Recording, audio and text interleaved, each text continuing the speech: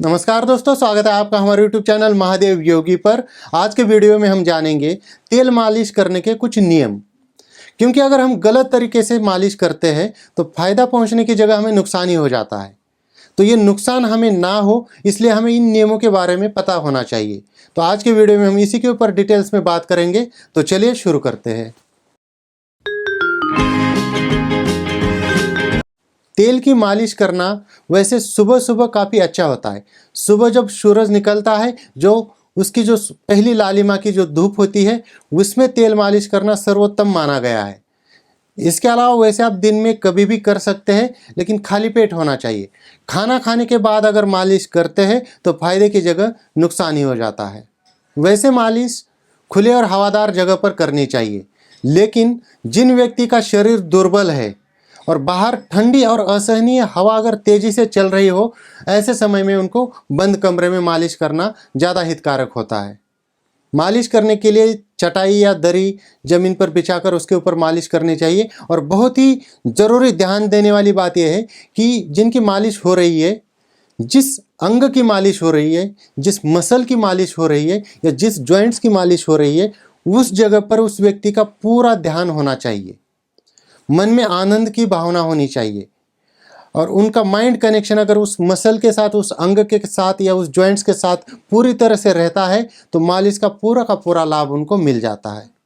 बहुत ही ज़रूरी नियम है, तेल मालिश जब भी करते हैं तो नीचे से ऊपर की तरफ मालिश करते हुए जाना चाहिए। कभी भी ऊपर से नीचे की तरफ मालिश नहीं करनी चाहिए। बहुत ही इम्पोर्टेंट नियम है, जो मालिश की दिशा है वो हृदय की तरफ होनी चाहिए। जैसे मैंने कहा कि नीचे से ऊपर की तरफ, इसका मतलब जैसे यहाँ पर आ गई तो यहाँ से नीचे हृदय की तरफ होनी चाहिए। पेट पे मालिश कर रहे हो तो ऐसे गोलाकार होनी चाहिए। कौन सी दिशा से? राइट साइड से लेफ्ट की तरफ होनी चाहिए, क्योंकि हमारी लार्ज इंटेस्टाइन जो है वो राइट से शुरू होकर लेफ्ट की तरफ ख़त्म होती है। तो ऐसे गोल घुमावदार पेट के ऊपर मालिश होनी चाहिए। अगर किसी भी जॉइंट्स पे, कंधों पे जैसे मालिश करते हैं, जॉइंट्स पे करते हैं या घुटने के ऊपर मालिश करते हैं, तो वहाँ पर भी ऐसे राउंड में होनी चाहिए, दोनों तरफ की होनी चाहिए। गालों की मालिश ऐसे कनपट्टी की तरफ होनी चाहिए और चेस्ट की मालिश जो है हृदय की तरफ होनी चाहिए। तो इस प्रकार से मालिश करने से पूरा फायदा मिलता है, कोई नुकसान नहीं होता। मालिश करते वक्त अनावश्यक दबाव कभी भी नहीं डालना चाहिए।